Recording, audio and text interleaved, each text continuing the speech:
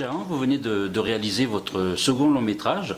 Alors c'est vrai que les personnes un peu plus âgées comme moi, on vous connaît de longue date puisque vous êtes une figure qu'on ne peut pas rater au Festival de Cannes et précisément à la quinzaine des réalisateurs. Donc vous êtes passé à la réalisation pour une deuxième fois. Pourquoi justement autant de temps? Parce que c'est vrai que vous êtes dans le milieu et vous auriez pu avoir l'opportunité de faire un deuxième film. Après... C'est toujours compliqué. Mon premier film n'a pas très bien marché. Après, j'ai arrêté les activités que je pratiquais avant, qui étaient d'organiser des festivals et notamment la quinzaine des réalisateurs, pour me consacrer à la réalisation. Après, voilà, c'est les financements du cinéma français qui font en sorte que quand on écrit des projets peut-être trop ambitieux, après avoir fait un premier film qui n'a pas fonctionné extrêmement bien auprès du public, c'est difficile. Donc les financements, je peux vous dire que j'ai écrit 2 ou 3 scénarios qui malheureusement sont tombés à l'eau à des stades divers de la pré-production, mais qu'au final, moi je me suis retrouvé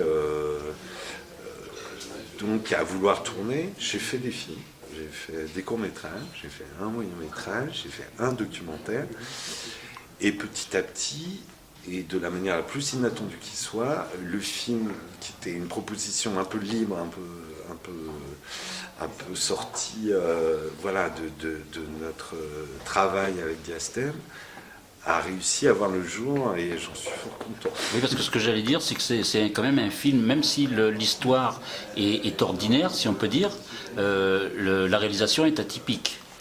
Oui, mais on avait envie de jouer avec les codes d'un récit, on va dire, traditionnel et d'y semer des propositions un peu différentes. On a écrit le scénario comme un peu à la manière d'un roman, plus comme un roman qu'un scénario. Donc dans les séquences, il y avait des passages littéraires, il y avait des photos, il y avait voilà, un certain nombre de partis pris qui pouvaient un peu surprendre, on va dire, les gens qui lisent des scénarios à longueur de temps pour vous donner de l'argent. Donc on l'a fait un peu librement, un peu dans notre coin, un peu comme des laborantins qui cherchent un peu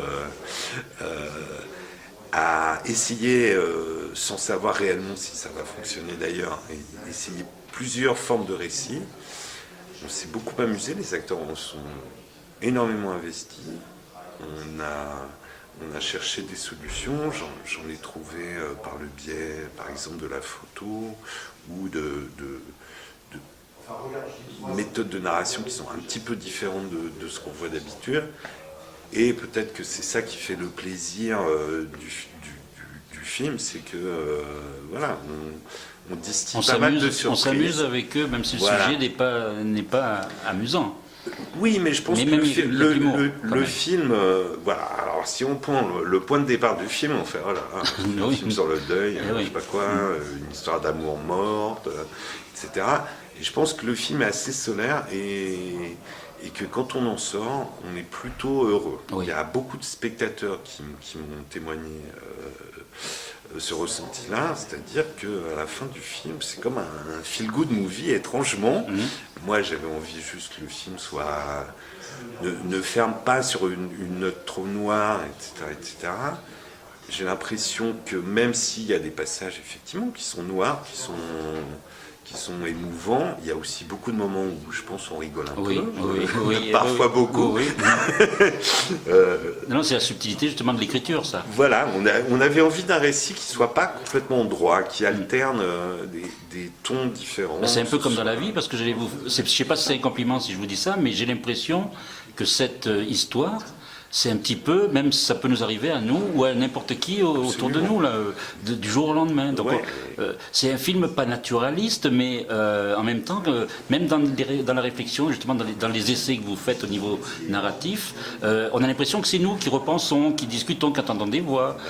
Donc et en même temps, c'est jubilatoire parce qu'en même temps, on a des dialogues et des choses qui sont très, très percutantes. Oui, voilà, écoutez. La seule leçon qu'on puisse en tirer, c'est que peut-être peut-être que quand vous posiez la question de savoir pourquoi j'ai tourné aussi peu, c'est que parfois on veut rentrer dans le moule un peu de manière forcée. On veut essayer de plaire aux gens qui vont vous donner de l'argent et vous permettre de continuer votre métier, etc. Et puis que le jour où on fait la proposition la plus libre et la moins calculée qui soit en termes de séduction, etc., c'est peut-être le film qui parle le plus aux gens. Donc ça veut dire, pour moi, ça veut dire quelque chose. Ça veut dire qu'il faut parfois se débarrasser de ces contraintes qu'on vous impose parfois de manière un peu forcée et d'essayer de faire son petit chemin, même si c'est avec moins d'argent, plus de contraintes financières, mais plus de liberté aussi. Et que là, pour le coup, avec ma bande de comédiens, avec tous les gens qui ont participé au film, que ce soit le photographe et tous les gens qui sont venus se greffer à cette aventure, on a fait une proposition, on l'a fait en toute sincérité, et j'ai l'impression que le film parle aux gens parce qu'il est assez frais et assez ouvert. Alors pour revenir à justement ma remarque précédente, est-ce qu'il y a quand même des petites choses de votre vie personnelle dans ce film? Oui, il y en a forcément, puisque comme vous le savez ou pas, enfin en tout cas, j'ai tourné dans la maison où était installé mon père pour la fin de ses jours et où il est mort. Donc effectivement, le point de départ, c'était un point de départ. Et vous ne l'avez pas vendu? Alors, j'avais pensé à la vendre, oui. mais je ne l'ai pas vendue. Au final, après le tournage, je me suis dit non, c'est pas possible, je ne veux pas la vendre. Et je ne l'ai pas vendue et j'en suis très très content maintenant. Alors vous qui êtes, on peut dire aussi, un cinéphile aguerri, est-ce que justement, vous nous avez raconté tout à l'heure une petite anecdote d'un film de Truffaut par rapport à la narration du film, une voix off qu'on découvrira, on ne va pas le dire tout de suite, non, qui déroute donc, dans le film, mais est-ce que justement vous avez eu plusieurs comme ça cinéastes qui vous ont imprégné pour... Non, mais les cinéastes, moi, je m'en nourris, et puis après, on fait c'est inconscient. Voilà, c'est inconscient. Non, parce que je pense que j'aime pas trop les films ultra référencés. Après, il y a eu au fil des rencontres des gens qui vous citent tel cinéaste ou tel autre, etc., etc. Moi, j'ai fait mon petit bagage. Il y avait un film que j'aimais énormément, qui n'a rien à voir avec ce film-là, qui s'appelle Oslo 31 août. De Joachim Trier. Pour moi, c'est un des plus beaux films des 5 dernières années. Et effectivement, quand j'ai découvert le film, je pense que j'ai eu un choc. Et même si mon film est très différent de ce film-là, parce qu'il est déjà plus... Il mêle plus les tons, alors que le film de Joachim est un film très... Je ne l'ai pas vu celui-là. Très beau film. Très en beau province, film, vous savez, on n'est pas servi... Je pense que celui-là est sorti il quand peut même... rester longtemps. Ouais, peut-être. Voilà. Peut-être, mais c'est un très très beau film.